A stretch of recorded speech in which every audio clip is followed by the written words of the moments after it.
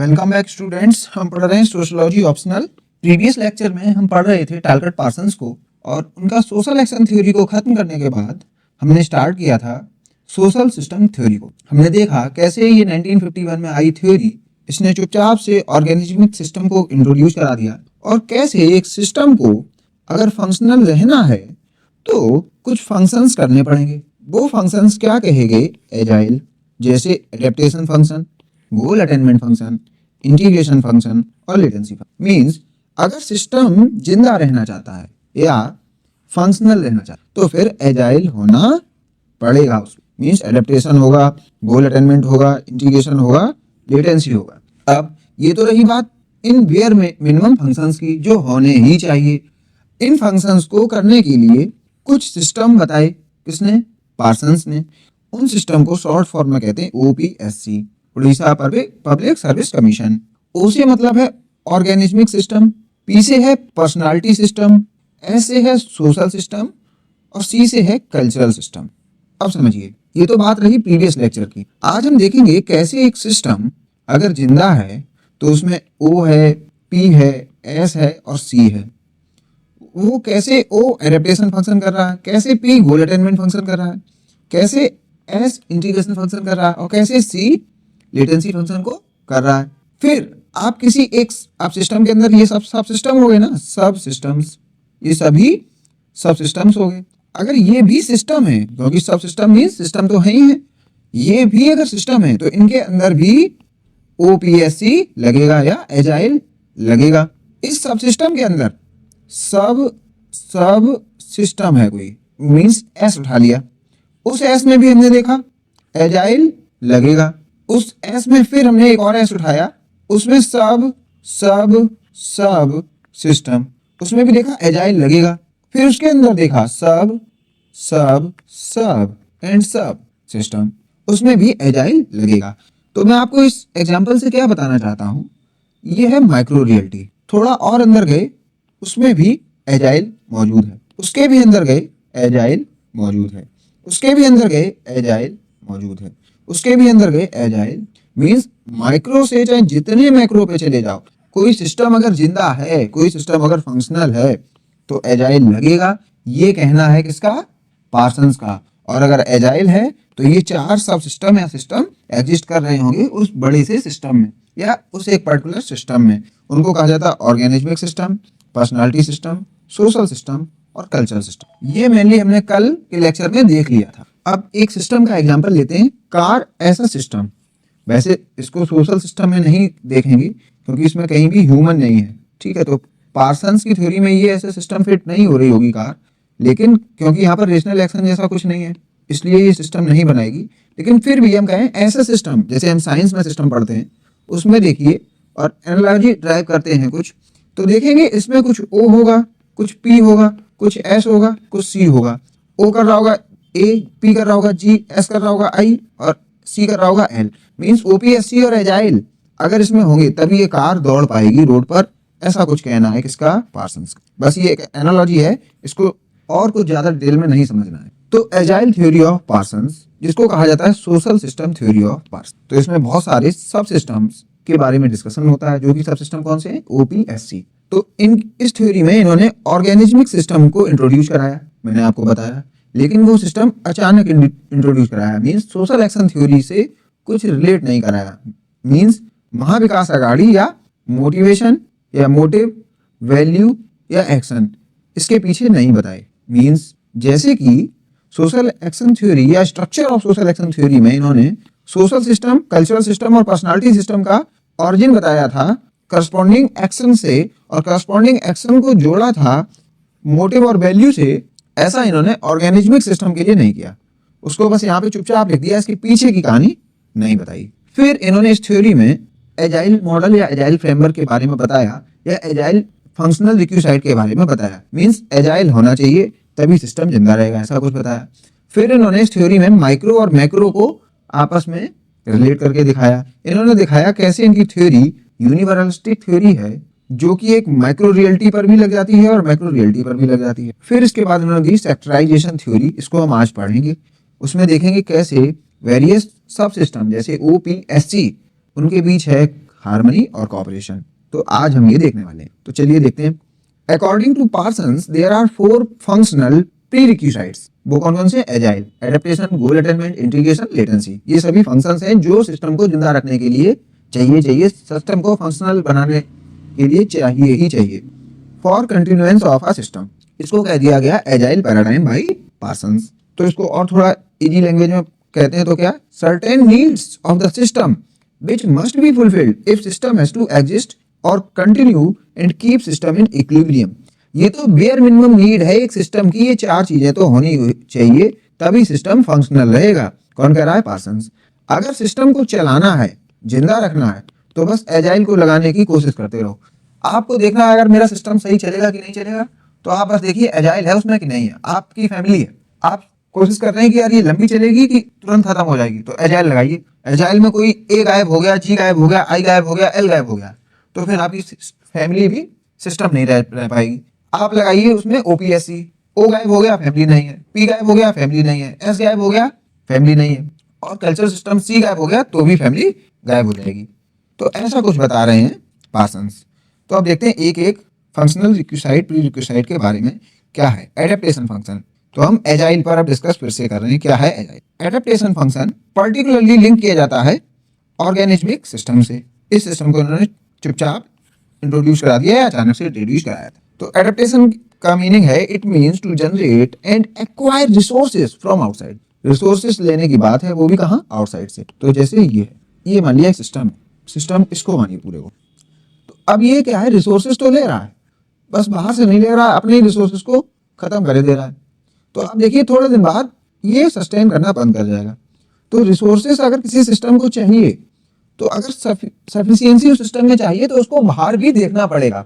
घर के ही रिसोर्सेस को खत्म करने में नहीं लग जाएगा वो। जैसे फैमिली है, तो फैमिली को बहुत सारे रिसोर्सेस बाहर से लेने पड़ते हैं, तो इसलिए फ्रॉम आउटसाइड मीन्स बाउंड्री से बाहर फैमिली को रिसोर्सेस एक्वायर करने पड़ेंगे, इकोनॉमी से, सोसाइटी से। तो ऐसे हमें आउटसाइड द फैमिली सिस्टम निकलना पड़ेगा। That is environment. The system at least needs some control over the external environment. Means इसे interact करना पड़ेगा external environment के साथ.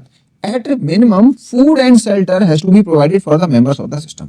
तो अगर इसको रियल लाइफ में समझें तो ये फूड और शेल्टर की कहानी है। System must continuously adapt to its environment to acquire resources from its environment. यहाँ पे मीनिंग एडेप्टेशन का मीनिंग क्या है कि आप रिसोर्स एक्वायर करें किससे? एनवायरमेंट से।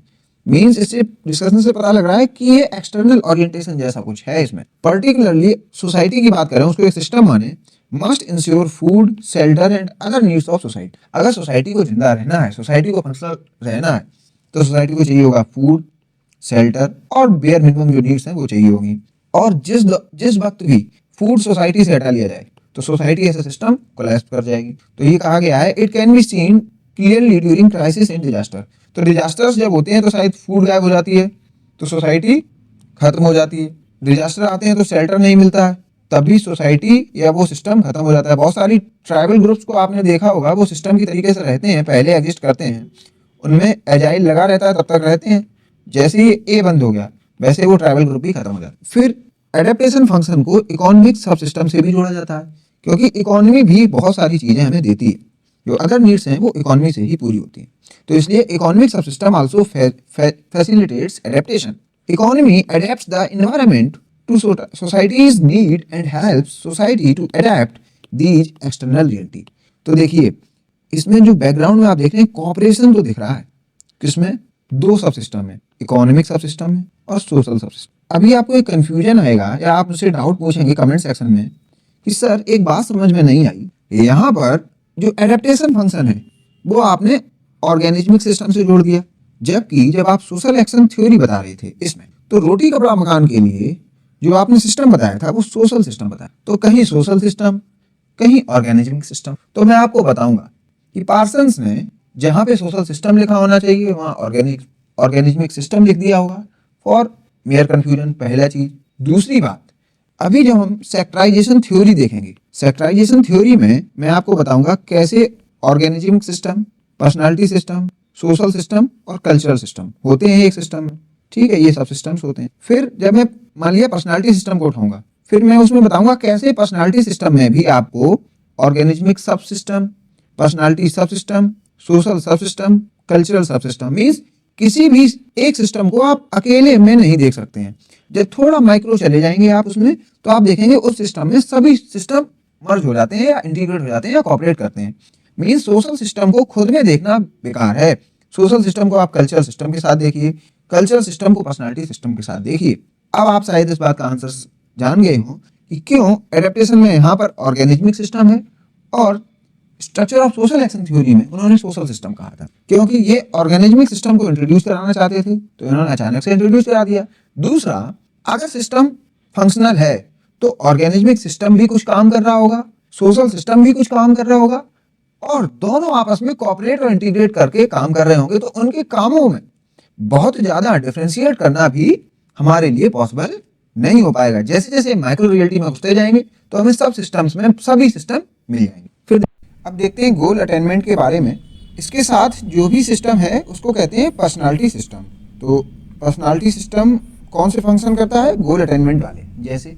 और यहाँ पर जो भी बात हो रही है सोशल सिस्टम थ्योरी में, आप जानते हैं वो कलेक्टिव लेवल पर ही देखा जा रहा है उसको। तो कलेक्टिव गोल की बात है।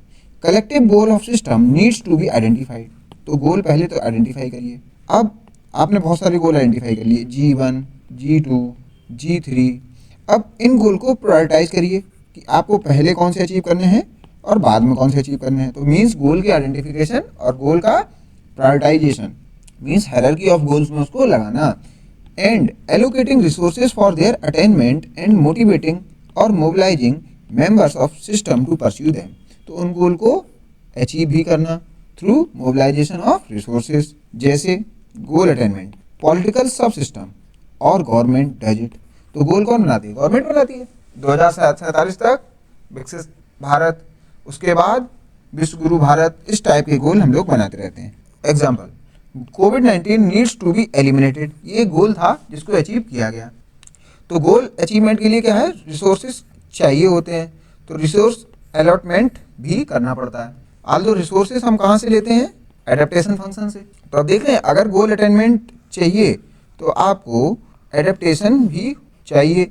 मीन्स ऑर्गेनिज्मिक सिस्टम का कॉपरेशन होना चाहिए किसके साथ? पर्सनालिटी सिस्टम के साथ। एक और गोल देखिए, NDA government in 2014 prioritise cleanliness as a goal. सबसे पहले मोदी जी पीएम बने तो उन्होंने प्रायोरिटी दी किसको? स्वच्छ भारत अभियान को। तो प्रायोरिटी भी थी। फिर उसके बाद उन्होंने रिसोर्सेज को लिया और इस अभियान में लग गए। तीसरा फंक्शन इंटीग्रेशन फंक्शन। एजाइल में तीसरा फंक्शन इंटीग्रेशन फंक्शन। और कौन सा सिस्टम इससे एसोसिएटेड है? Social system. Integration function involves ensuring cooperation, coherence and solidarity. चलिए, means adjustment of conflicts, reducing the potential of conflicts. फिर देखिए conflict and resolution of conflicts. Conflict होना, उसकी संभावना ना हो, कम हो, ये काम करता है integration function through social system. अगर हो भी जाए कोई कन्फ्लिक्ट तो उनको रिजॉल्व भी करें थ्रू सोशल सिस्टम। दैट में arise and does not therefore lead to disintegration of system. Conflict इस लेवल पर ना पहुंच जाए कि सिस्टम डिसइंटीग्रेट कर जाए। आपकी फैमिली है, उसमें बहुत सारे कन्फ्लिक्ट होते होंगे, लेकिन उनको टर्न डाउन करने का काम किसका है? आपकी फैमिली में जो सोशल सिस्टम होगा उसका, आपकी फैमिली में जो इंटीग्रेशन फंक्शन कराता होगा उसका। Example, the legal and judicial sub system contribute toward integration function. तो अगर लार्जर सोसाइटी की बात करें तो legal and judicial sub system किनको कम करते हैं? कन्फ्लिक्ट्स को। अब देखते हैं लेटेंसी फंक्शन। एजाइल में जो चौथा फंक्शन है वो क्या है? Latency function. और इसका जो एसोसिएटेड सब सिस्टम क्या है? OPSC। कौन सा है? कल्चरल सिस्टम या कल्चरल सब सिस्टम। तो इसका रोल क्या है लेटेंसी फंक्शन में? सोशलाइजेशन से समझ सकते हैं आप, पैटर्न मेंटेनेंस से समझ सकते हैं। Latency involve pattern maintenance and tension management. Personal level पर जो टेंशन हो रही है उसको रिजॉल्व करना, और जो ढर्रा चल रहा है सोसाइटी में उसको चलाते जाना। जैसे गुरु शिष्य परंपरा चल रही है, चलनी चाहिए। अगर इसको कोई बदलने की कोशिश कर रहा है या पैटर्न को नहीं मानने की कोशिश कर रहा है तो कुछ टेंशन भी जनरेट होगी, उस टेंशन को मैनेज भी करना। तो existing patterns of values need to be transferred to next generation for maintenance of basic pattern of values in the system. अब देखिए, सिस्टम एक तरीके से काम करता है, इनपुट है, प्रोसेस है और आउटपुट है, एक पर्टिकुलर तरीके से काम करता है। मान लिया एक जनरेशन ने इसको जान लिया, नेक्स्ट जनरेशन को चलवाने का जो काम है वो क्या है, latency function through cultural system. Example socialisation, ये फंक्शन क्या है, socialisation function by various agencies like religion, family. तो लेटेंसी फंक्शन में आपके कौन कौन आ सकता है, रिलीजन भी आ सकता है। अगर फैमिली भी पैटर्न को कंटिन्यू कराने में आपकी मदद कर रही है तो फैमिली भी आप कहेंगे वो लेटेंसी फंक्शन में हमारी हेल्प कर रही है। For stability and to ensure continuity, और सिस्टम को कंटिन्यूस बनाने का ये काम करता है। टेंशन मैनेजमेंट से क्या है, to relieve from strain. Example religion, family, emotional support. तो आप इसको समझिए इमोशनल सपोर्ट। ये देखिए मैंने यहाँ पर इमेज लगाई, टेंशन मैनेजमेंट, तो ये लेटेंसी फंक्शन हो गया। तो अब मोटा मोटा आप ये समझिए, पार्सन साहब 4 फंक्शंस बोल रहे हैं ओनली। बोले सिस्टम को अगर फंक्शनल रहना है तो 4 सब सिस्टम और उसके 4 फंक्शंस होने चाहिए उस सिस्टम में कैसे भी, तभी वो सिस्टम जिंदा रहेगा, वर्किंग रहेगा, फंक्शनल रहेगा। अब मैंने यहाँ पर कुछ रियल लाइफ एग्जांपल लगाए। सबसे पहले ट्रेडिशनल कास्ट सिस्टम, अगर हम उसको एक सिस्टम मान लें, जैसे हमने कास्ट सिस्टम को एक सिस्टम मान लिया, कास्ट को एक सिस्टम मान लिया लार्जर लेवल, तो उसमें भी क्या दिखेगा आपको, AGIL। अगर वो फंक्शनल है मीन्स एडेप्टेशन भी हो रहा होगा, गोल अटेनमेंट भी हो रहा होगा, इंटीग्रेशन और लेटेंसी फंक्शन भी। उसमें सिस्टम कौन कौन से होंगे या सब सिस्टम कौन कौन से होंगे, organismic, personality, social, cultural. Means Orissa public service commission भी है और एजाइल भी है, तभी वो सिस्टम जिंदा है। इसमें अगर ये बंद हो गया तो ये सिस्टम बंद हो गया, ये बंद हो गया तो सिस्टम बंद हो गया, ये बंद हो गया तो भी सिस्टम खत्म, ये खत्म तो भी सिस्टम खत्म। अब देखते हैं कैसे लगा traditional caste system exam adaptation function. तो कास्ट को जो रिसोर्सेज चाहिए हैं सस्टेन करने के लिए वो कहाँ से आ रहे हैं, गुड्स एंड सर्विसेज की जो बात है। तो caste specialise in specific jobs like farming, craft, trade, ensuring goods and services were produced and distributed for the community. Means caste system को चलाने के लिए पहली बात तो गुड्स एंड सर्विसेज चाहिए, ठीक है, एडेप्टेशन हो गया। गोल अटेनमेंट, गोल कहाँ से, धर्म में जो लिखे हुए हैं गोल लिख दिए गए हैं कि ब्राह्मण का धर्म क्या है, पढ़ाना, वैश्य का क्या है, धर्म व्यापार। तो गोल पहले से पता है, मीन्स धार्मिक जो नेचर है या ड्यूटी की बात है वो पहले से पता है। इंटीग्रेशन फंक्शन कास्ट में क्या हो रहा है, जजमानी सिस्टम से वेरियस कास्ट आपस में कोऑपरेट करती हैं, इंटीग्रेट होती हैं। रेसिप्रोकल सर्विसेज की बात होती है यहाँ पर जजमानी सिस्टम में। जजमानी सिस्टम को पेपर 2 में इन डिटेल पढ़ेंगे, बस आप समझ लीजिए जजमानी सिस्टम क्या होता है। वेरियस कास्ट ग्रुप एक दूसरे का सहयोग करती हैं। जैसे ब्राह्मण है तो ब्राह्मण के यहाँ जो सर्विस कास्ट हैं वो आएंगी, वो अपनी सर्विसेज देंगी, तो इन रिटर्न ब्राह्मण भी कुछ ना कुछ उनको सपोर्ट करेगा। ये है jajmani system. Village panchayat, shared religious practices help maintain relationship and resolve dispute. Latency और पैटर्न मेंटेनेंस, तो लेटेंसी फंक्शन कैसे हो रहा है, मीन्स वो ढर्रा कैसे चलता रहे, कास्ट सिस्टम जिंदा रहे, ये जिम्मेदारी किसकी है, लेटेंसी फंक्शन की। और थ्रू कल्चरल सब सिस्टम, तो कल्चरल सब सिस्टम में क्या आ जाता है, वेद पुराण जिसमें कास्ट की बातें दोबारा रिट्रेट करी जाती हैं। तो ऐसे ये सिस्टम जिंदा रहता है जब ये सब बने रहते हैं। अब एक और देखते हैं एग्जाम्पल। हमने एजाइल पैराडाइम लगाई किस पर, nation of India, means India as a nation, उसको एक सिस्टम माना। अब देखते हैं उसमें वेरियस सब सिस्टम या एजाइल पैराडाइम कैसे लगेगी, OPSC कहाँ है और एजाइल कैसे है। तो सबसे पहले adaptation function economy and technology के कंटेक्स्ट में देख लिया, तो नेचुरल रिसोर्स, नीड्स, फिर गोल्स डिसाइड हो रहे हैं through national policies and governance, law and order institution, legal system, constitution, political parties, ये सब आपके सोशल सिस्टम में आ जाएंगे। फिर लेटेंसी में पैटर्न मेंटेनेंस कहाँ से हो रहा है, schools, cultural festivals, national symbols like flag, national anthem.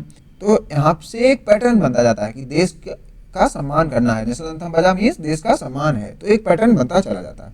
तो देख रहे हैं इस, अगर इंडिया ऐसा नेशन एक सिस्टम बनाना है तो सिस्टम बनाने के लिए एजाइल चाहिए या फिर OPSC चाहिए। ये है इनकी सिस्टम थ्योरी ऑफ पार्सन। ऐसे ही मैंने इंटरनल डिप्लोमेसी में एजाइल व्यू लगाया, इसमें भी आप देख सकते हैं डिप्लोमेसी को अगर ऐसा सिस्टम जिंदा रहना है, फंक्शन रखना करना है, तो उसमें एडेप्टेशन में रिसोर्सेज चाहिए, गोल अटेनमेंट में ऑब्जेक्टिव चाहिए, इंटीग्रेशन में कोऑर्डिनेशन चाहिए, और लेटेंसी में शेयर नॉर्म्स एंड प्रिंसिपल्स हैं। और इसका कुछ मैंने एग्जाम्पल भी दिया, जैसे trade agreements, treaties, international law, human right principle, protocol. तो ये सब आपस में कोरिलेट किया गया। अब कुछ नोट पढ़ते हैं। Through his agile framework he understands all the parts of the system in terms of the function they perform.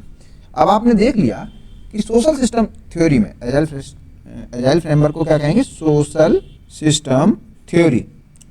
तो इस थ्योरी में किस पर फोकस कर रहे हैं, वो फंक्शंस पर, मींस एजाइल पर, जो बेसिक फंक्शन है उस पर ज़्यादा फोकस कर रहे हैं। They perform, The introduction of agile was a subtle shift from analysis of structure to analysis of function. तो स्ट्रक्चर की एनालिसिस वो किस में कर रहे थे? सोशल एक्शन थ्योरी में, जबकि फंक्शन की एनालिसिस किस में कर रहे हैं? सोशल सिस्टम थ्योरी में।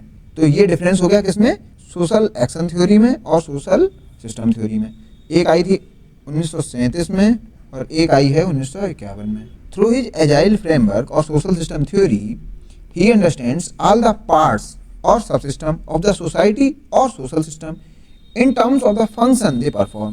तो इसी को कहा गया स्ट्रक्चरल फंक्शनलिज्म कि various structure means subsystem meaning OPSC, इनके फंक्शन मीन्स एजाइल। तो इन्होंने स्ट्रक्चरल फंक्शनल थ्योरी में क्या दिया? ओपीएससी को एजाइल से जोड़ दिया बस। ओपीएससी बात है किसकी? स्ट्रक्चर की। एजाइल बात है किसकी? फंक्शंस की। बस इतनी सी बात है स्ट्रक्चरल फंक्शनल थ्योरी ऑफ। अभी हम इसको देखेंगे, ये बहुत अच्छा सा एग्जांपल है, इसको अभी हम देखेंगे। पहले सेक्टराइजेशन थ्योरी ऑफ पार्सन्स के बारे में डिस्कस कर लेते हैं। चलिए पहले ये निपटा देते हैं फिर देखते हैं। जैसे फैमिली ऐसा सिस्टम देख रहे हैं आप, फैमिली ऐसा सिस्टम, तो उसमें ए होगा, जी होगा, आई होगा, एल होगा और सब खुद में एक सिस्टम होंगे, तभी फैमिली ऐसा सिस्टम जिंदा रह पाएगी। तो देखते हैं ए में क्या है। एडेप्टेशन कहाँ से हो रही है? आपके पिता डेली नीड पूरी कर रहे हैं फैमिली की, तो एडेप्टेशन फंक्शन ऐसे पूरा हो गया। आपके पिताजी रिसोर्सेज ले आते हैं फैमिली में। गोल अटेनमेंट, पूरी फैमिली का एक गोल है कि छोटे को विधायक और बड़े को सांसद बनाना है। मैं एक एग्जांपल दे रहा हूँ। तो एक गोल है, इसीलिए फैमिली जिंदा रहती है, काम करती है। फिर इंटीग्रेशन की कहानी क्या है? दादा दादी, रिश्तेदार, काउंसलिंग या फैमिली डिनर, जहाँ कहीं भी कन्फ्लिक्ट है उसको रिजॉल्व कर लेते। लेटेंसी फंक्शन कहाँ से पूरा हो रहा है? फैमिली के बारे में बताना। धर्मशास्त्र में लिखा है कि फैमिली एक होनी चाहिए, तो धर्मशास्त्र फैमिली को दोबारा रेजुमिनेट कराते रहते हैं। कथा पुराणों में बताई जाती है। या हमने एक सेंटेंस सुना होगा, रघुकुल रीत सदा चली आई, प्राण जाए पर वचन न जाए। तो रघुकुल, देखिए कुल की बात, तो ये कहीं रिलीजन में लिख दी गई है बातें कि कुल होना चाहिए, कुल अच्छा है, कुल फंक्शनल है। तो लेटेंसी फंक्शन कौन पूरा कर रहा है यहाँ पर? रिलीजन। तो ऐसे एक फैमिली जिंदा रहती है, उसमें ए भी है, जी भी है, आई भी है, एल भी है, मीन्स यहाँ पर ओपीएससी भी है, ओ पी एस सी। तो यहाँ पर देखिए ये क्या है? फंक्शन, ये क्या है? स्ट्रक्चर। तो इसीलिए स्ट्रक्चरल फंक्शनल थ्योरी। फिर से देखते हैं इंडिया ऐसा सिस्टम देखते हैं। इसमें अगर इंडिया एक सिस्टम है तो उसमें बहुत सारे सब सिस्टम होंगे और बेसिक बेयर मिनिमम सिस्टम्स कौन से होंगे? जो एजाइल फंक्शन करें। तो वो सिस्टम कौन से होंगे? O P S C. अब देखते हैं इंडिया के केस में क्या है। एडेप्टेशन, जैसे मिनरल क्रूड ऑयल मिल रहा है इंडिया को। गोल 2047 तक विकसित राष्ट्र। इंटीग्रेशन, नेशनल एंथम 26 जनवरी परेड में हो जाती है कि सभी स्टेट आपस में हो जाते हैं। नेशनल एंथम में नेशनलिटी की बात है, means India as a nation integrate हो जाता है। लेटेंसी फंक्शन, रिलीजन या सिविक रिलीजन, तो ये सभी फंक्शन पूरे हो जाते हैं, इसीलिए इंडिया ऐसा सिस्टम जिंदा बना रहे। तो ये तो बात रही सोशल सिस्टम थ्योरी या structural functional theory of Parson या एजाइल पैराडाइम ऑफ पार्सन। अब देखते हैं सेक्टराइजेशन थ्योरी ऑफ पार्सन। ये जो हम एजाइल पढ़े हैं, इसी एजाइल में सेक्टर बांट दिए, ये तो हम पढ़ चुके हैं। एजाइल है मीन्स अगर सिस्टम है तो एजाइल होगा। अब उसमें भी एक सेक्टर था, उसमें भी सेक्टर देखेंगे, इसके अंदर कैसे सेक्टराइजेशन हो रहा है। फिर उसमें इंटरडिपेंडेंस कैसे है, मीन्स ए के अंदर एल है, फिर एल के अंदर आई है और आई के अंदर जी है, मीन्स एक सेक्टर में भी एजाइल लग रहा है और उस सब सेक्टर में भी एजाइल लग रहा है, और अंदर जाएंगे उसमें भी किसी में एजाइल लग रहा होगा। अगर वो एक भी सिस्टम है तो उसमें भी एजाइल लग रहा होगा। जितने अंदर चले जाएंगे माइक्रो रियलिटी में एजाइल एजाइल एजाइल देखते जाएंगे, अगर सिस्टम है। इसको एक रियल लाइफ एग्जांपल से मैं बताऊंगा तो और अच्छा आपको समझ में आ जाएगा। Parsons sectorisation theory suggest that agile functions are not only present at macro level. ये एजाइल बस यही नहीं है, आपने एक बड़ा सा सिस्टम देख लिया और बस यहीं पे मान के बैठ गए। इंडिया के केस में आपने मान लिया एजाइल लग रहा, ठीक है, तो ये इंडिया के केस में ही नहीं लगेगा। ये आप इंडिया का कोई छोटा सा गाँव उठाइए, छोटे से छोटा गाँव, इवन इंडिया में एक फैमिली में ये लग जाएगा, या छोटा विलेज में भी लग जाएगा, पूरे नेशन में लग जाएगा, मीन्स पूरे इंडिया में लग जाएगा, और ये पूरे वर्ल्ड में लग जाएगा। आप जहाँ लगाना चाहें लग जाएगा अगर वो फंक्शन एग्जिस्ट करता है। ये बताना चाहते हैं through sectorisation theory Parsons. Macro level of society but also within every smallest unit और sector of a social system, that is macro level. फिर क्या बता रहे हैं कि इसमें जो एक सेक्टर है, मीन्स एक सब सिस्टम है जो ए कर रहा है, मीन्स ऑर्गेनिज्मिक सिस्टम, उस ऑर्गेनिज्मिक सिस्टम में भी AGIL लग रहा हो, फिर उसके अंदर भी AGIL लग रहा हो, मीन्स जितने अंदर आप छोटे सिस्टम में चले जाएंगे आपको एजाइल जरूर मिलेगा। This means that an institution एक बड़ा इंस्टीट्यूशन, ए स्मॉल ग्रुप, एक छोटा ग्रुप, और even a family will exhibit these 4 functional प्रीरिक्विसाइट। अगर जिंदा रहना है, फंक्शन करना है, तो ये 4 फंक्शंस तो चाहिए for on sustenance and contribution to the larger system. अब देखिए यहाँ पर एक तो खुद को जिंदा रहना है, और कंट्रीब्यूशन की भी बात है, कॉपरेशन की भी बात है कि आपको लार्जर सिस्टम में कॉपरेट करके चलना पड़ेगा। मैं इसका एग्जांपल आपको बता, ये बाद में पढ़ूंगा, मैं कुछ अच्छा सा एग्जांपल यहाँ पर सोच रहा हूँ। ये देखिए, हाँ ये देखिए, आपने विलेज पहले समझिए, फिर विलेज के ऊपर की जो रियलिटी है वो होती है ब्लॉक लेवल की रियलिटी, उससे ऊपर की लेवल डिस्ट्रिक्ट लेवल, उससे मैक्रो स्टेट, और मैक्रो नेशन, और मैक्रो वर्ल्ड, और उससे ऊपर मान लीजिए यूनिवर्स। चलिए अब इसको देखते हैं कैसे यूनिवर्स में एजाइल है, फिर आपके विलेज में एजाइल है। मीन्स इतनी मैक्रो रियलिटी से इतने माइक्रो रियलिटी में भी एजाइल देखा जाता है। देखिए मान लिया विलेज एग्जिस्ट करता है, विलेज अगर फंक्शनल है तो एग्जिस्ट कर रहा है, जैसे कहते ही सभी फंक्शनलिस्ट, हमारी चीज अगर एग्जिस्ट कर रही है मतलब फंक्शनल है। तो उन्होंने कहा अगर ये फंक्शनल है तो एजाइल लग रहा हो, बहुत अच्छी बात। उन्होंने कहा ब्लॉक अगर फंक्शनल है उसमें भी एजाइल लग रहा होगा, बहुत अच्छी बात। डिस्ट्रिक्ट अगर फंक्शनल है तो एजाइल लग रहा होगा, बहुत अच्छी बात। स्टेट अगर फंक्शनल है तो एजाइल लग रहा होगा, बहुत अच्छी बात। नेशन अगर फंक्शनल है तो एजाइल लग रहा होगा, बहुत अच्छी बात। आप समझिए, नेशन एक मैक्रो रियलिटी है, उसके अंदर स्टेट है उसमें भी एजाइल, उसके अंदर डिस्ट्रिक्ट है उसमें भी एजाइल, डिस्ट्रिक्ट के अंदर ब्लॉक है उसमें भी एजाइल, ब्लॉक के अंदर विलेज है उसमें भी एजाइल। आप इसको एक सिस्टम मान लीजिए, वर्ल्ड लेवल पे आ जाइए, उसमें भी एजाइल। और अगर यूनिवर्स की बात करें तो उसमें भी एजाइल। लेकिन यूनिवर्स में आप ये समझ के चलिए, without rational social action universe को मत देखिए। यूनिवर्स में जहाँ जहाँ भी इंसान जैसे लोग रहें और रेशनल सोशल एक्शन हो रहे हैं वहाँ पर एजाइल लगा लीजिए, ना कि आप कहीं भी जहाँ ह्यूमन सोसाइटी जैसी चीज़ नहीं है, सोसाइटी नहीं है, तो वहाँ पर एजाइल मत लगाइएगा। बस यूनिवर्स में इतना समझ के चलिएगा। हाँ, इसको बस वर्ल्ड तक रखिए तो ज़्यादा बढ़िया है, यूनिवर्स में मत जाइए, क्योंकि शायद ह्यूमन हमें पता नहीं है और कहाँ होते हैं, या रेशनल सोशल एक्शन करने वाले लोग और कहाँ कहाँ होते हैं। तो इससे आपको पता लगा कि कैसे एजाइल हर जगह लगता है। अब मैं वो एग्जांपल आपको बताता हूँ। मान लीजिए state bank of India greater Noida branch, वो अगर फंक्शनल है, उल्टा चलते हैं, एसबीआई इंडिया में एट लार्जर लेवल फंक्शनल देख रही है, तो उसका मीनिंग क्या है, नॉर्थ इंडियन ब्रांचेस सभी फंक्शनल होंगी, तो मीन्स उन सब में एजाइल लग रहा होगा। नॉर्थ इंडिया में और थोड़ा मैक्रो में जाइए तो आप एक पर्टिकुलर ब्रांच देखिए, state bank of India at greater Noida branch, जहाँ पे ग्रेटर नोएडा ब्रांच को देखें, वो उसमें वो फंक्शनल होगी तो उसमें भी एजाइल लग रहा होगा। Means AGIL to AGIL to AGIL, और माइक्रो से मैक्रो से मैक्रो, तो चाहे मैक्रो हो चाहे माइक्रो, इनकी एजाइल सब जगह लगेगी। This implies that every component from the smallest to largest, तो चाहे माइक्रो रियलिटी हो चाहे मैक्रो रियलिटी हो, इनका एजाइल सब जगह फिट है, इनका सोशल सिस्टम थ्योरी सब जगह फिट है।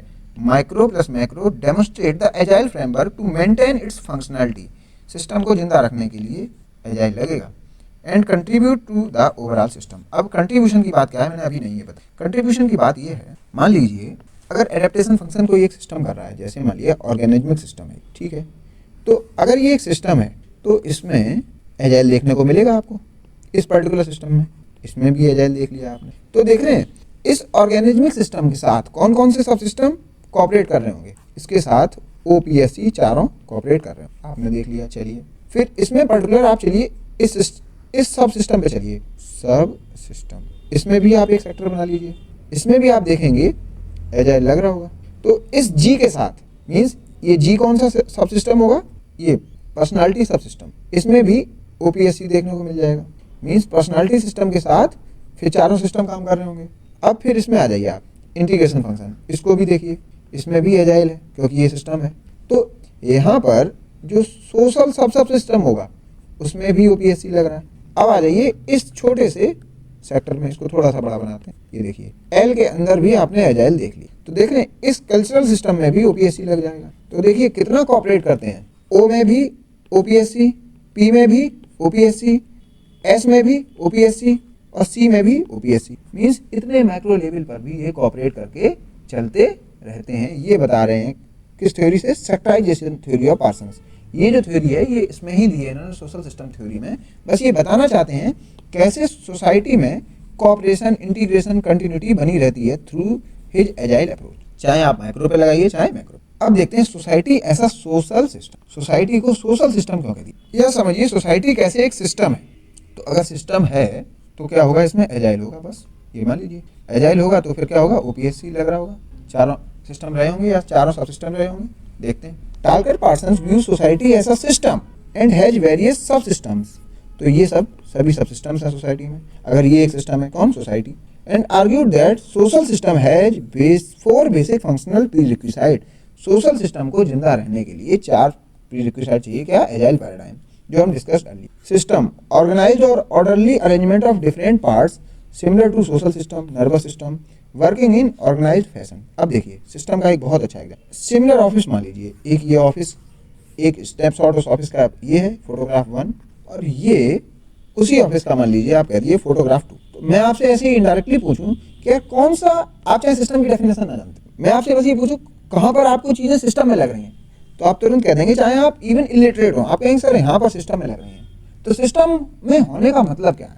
सिस्टम में होने का मतलब ये है कि जो काम जिसको करना है वो कर रहा है। यहाँ पर सिस्टम में होने का मतलब क्या है? जो काम, जो चीज जहाँ पर है वहाँ पर है। मीन्स बुक्स सेल्फ में होनी चाहिए तो सेल्फ में है, कंप्यूटर टेबल पर होना चाहिए टेबल पर है। मीन्स एजाइल में ओपीएससी जो जिसके काम है वो कर रहा हो और आपस में ये कोऑर्डिनेट भी कर रहे हो, तो सिस्टम जिंदा बना रहेगा। तो इसीलिए ये सिस्टमेटिक लग रहा है और ये शायद सिस्टम नहीं है या डिस्टॉर्टेड या करेक्ट फॉर्म में सिस्टम है। ईच सब system has a boundary that separate it from other system. ये भी एक टेक्निकल टर्म दे दिया है पार्सन्स ने, कुछ नहीं हम लोगों को कंफ्यूज करने के लिए। ये कह रहे हैं आप चारों सब सिस्टम को ओपीएससी जो कि फंक्शन कर रहे हैं एजाइल, इनको आसानी से डिफरेंशिएट कर सकते हैं, इसमें आपको कंफ्यूजन नहीं होगा। बस ये बता रहे हैं आपको और कुछ भी नहीं। तो ये कह रहे हैं बाउंड्री मेंटेनेंस सभी सिस्टम में होता है। System is a unified whole made up of interdependent parts called subsystem. वही फिर बात, एक अगर सिस्टम है तो उसमें OPSC 4 subsystem and each subsystem can be term as system itself. ये मैं फिर बता चुका हूँ आपको, सब सिस्टम को भी सिस्टम कहा जाता है। सब सिस्टम को सिस्टम क्यों कहा जाता है? क्योंकि ये फंक्शनल है तो इसके अंदर भी एजाइल लगेगा, जो मैंने यहाँ पे बताया कि एक सब सिस्टम वो भी एक सिस्टम की तरीके से काम करता है, मीन्स उसमें भी एजाइल लगेगा, जो मैं आपको पहले बता चुका हूँ। बस इसको यहाँ पर इंग्लिश में लिख दिया है और कुछ भी नहीं। हाँ, अगर मैं आपको ये इमेज ना बताता तो शायद आपको ये समझ में भी नहीं आते। The term system has been defined variously. For instance, the Oxford dictionary defines system as a group of parts working together in a regular relation. In general, a system can be defined as a collection of interrelated parts, objects, things. Thus, the term system indicates orderly arrangement of various parts. System में मोटा मोटा क्या समझ में आता है? Order दिखता है।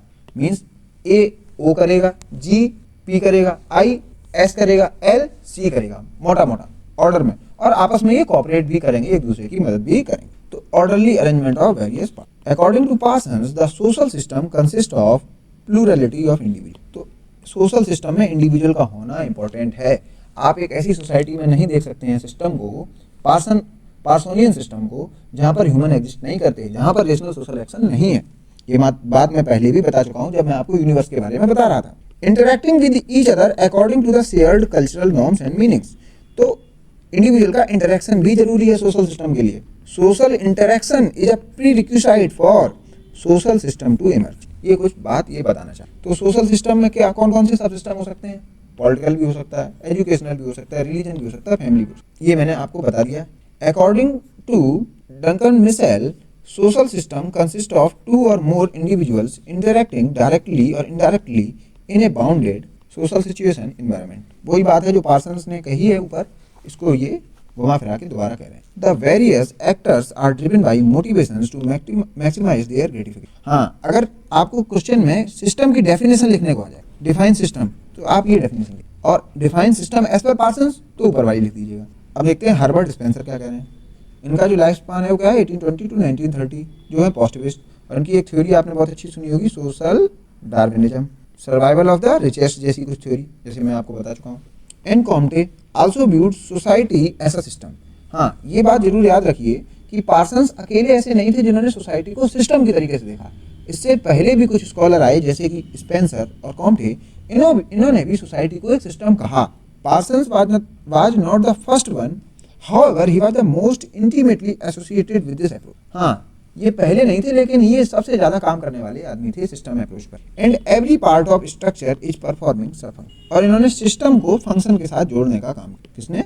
पार्सन्स ने। अब देखते हैं कॉम्टेस की सिस्टम अप्रोच और पार्सन्स की सिस्टम अप्रोच, क्योंकि कॉम्टे साहब भी पहले सिस्टम के बारे में बात की है और पार्सन्स भी सिस्टम के बारे में बात की है। देखते हैं डिफरेंस क्या है। ये सिस्टम को स्टेजेस ऑफ सोशल डेवलपमेंट में देखते हैं। मीन्स एक हिस्टोरिकल स्टेज में एक सिस्टम को कहते हैं। ये कहते हैं actions of individual and functional lead of the system. तो ये सिस्टम को कैसे जोड़ते हैं? इंडिविजुअल और फंक्शनल लीड से। इनके सिस्टम में कोई कंसेप्ट क्लियरली डिफाइंड नहीं है, जबकि पार्सन के सिस्टम में एजाइल फ्रेमवर्क, पैटर्न वेरिएबल इन्होंने कंसेप्ट दिए। तो इन्होंने सिस्टमिक थ्योरी के ऊपर कुछ भी कंसेप्ट नहीं दिए। इंटीग्रेशन विद अदर्स, इन्होंने इस इंटीग्रेशन पर भी फोकस ज़्यादा नहीं किया इनके सिस्टम अप्रोच में। Less emphasis on integration with other sociological theory. ये क्या है सिस्टम अप्रोच में? वेबर एंड डर्कहाइम से भी बहुत सारी थ्योरी उठा के अपने थ्योरी में रख रहे हैं। तो ये डिफरेंस है किसमें? पार्सन्स और कॉम्टेज के सिस्टम अप्रोच में। पार्सन्स कहते हैं socialisation do not occur in isolation but in constellate which are various social system.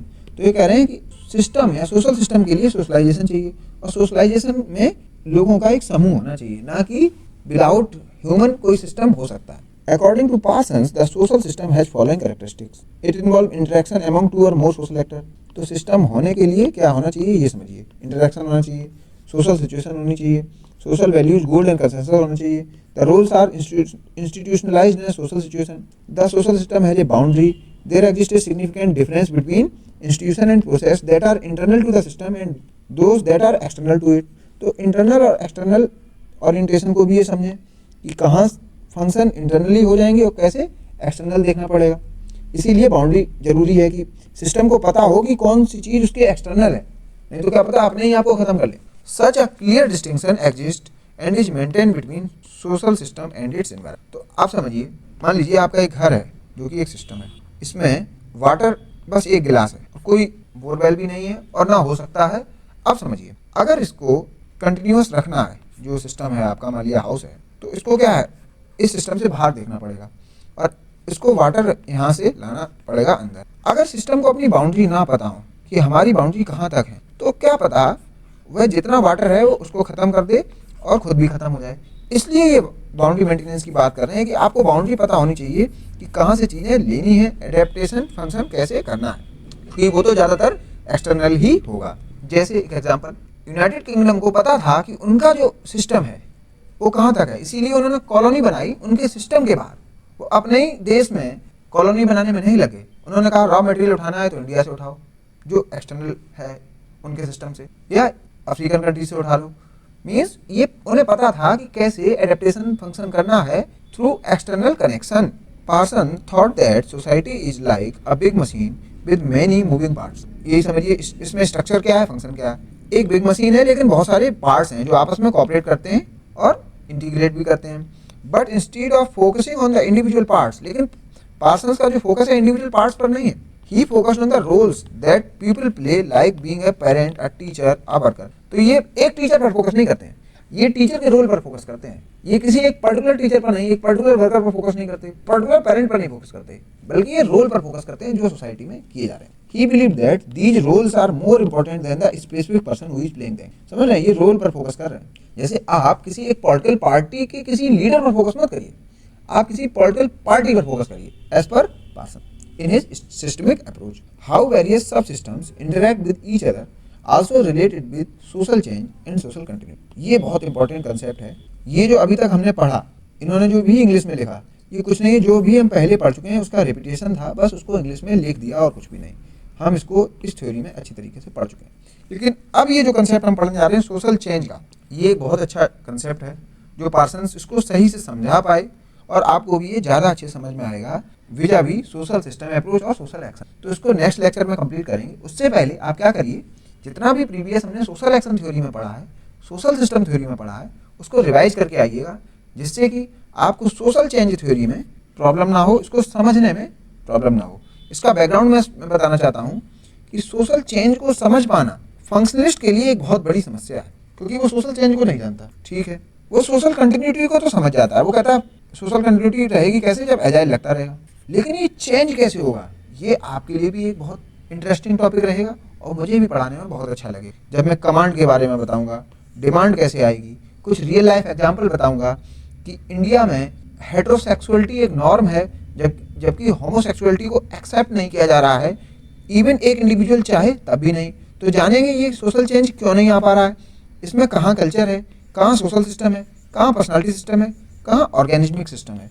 तो मीन्स हम सभी जो सिस्टम पढ़े हैं ओपीएससी, उनकी एक हायरार्की भी अब देखने वाले हैं, ये कैसे एक हायरार्की में लगे हुए हैं, मीन्स कौन ऊपर है कौन नीचे है, कौन कमांड करता है दूसरे को और कौन डिमांड करता है दूसरे से, ये सब बातें पढ़ेंगे, इनके इंटीग्रेशन को समझेंगे, इनके कॉपरेशन को समझेंगे। तो मिलते हैं नेक्स्ट लेक्चर में, बड़ा इंटरेस्टिंग टॉपिक है। Thank you. मैं बात करना चाहूंगा आपके डाउट क्लेरिफिकेशन के बारे में। आपको कोई डाउट है इस कोर्स में तो आप वीडियो के डिस्क्रिप्शन में दिए गए लिंक को देखिए और उस गूगल फॉर्म में अपने डाउट्स को आप पुट कर दीजिए। एक किसी पर्टिकुलर लेक्चर में जो आपके एजुकेटर होंगे वो उन डाउट्स को एक साथ क्लियर कर देंगे और उस लेक्चर के बारे में आपको इंटीमेट कर दिया जाएगा आपके मोबाइल नंबर पर शिक्षा सेतु टीम के द्वारा। अदर देन दिस आप ज्वाइन कर सकते हैं व्हाट्सएप कम्युनिटी, जो कि एक इंटरेक्शन पॉइंट होगा सभी स्टूडेंट्स का, तो आप इसको भी ज्वाइन कर सकते हैं। अदर देन दिस आप इस यूट्यूब चैनल को जरूर ज्वाइन करिएगा, जिससे कि आपको आने वाले लेक्चर्स के बारे में पता चलता रहे।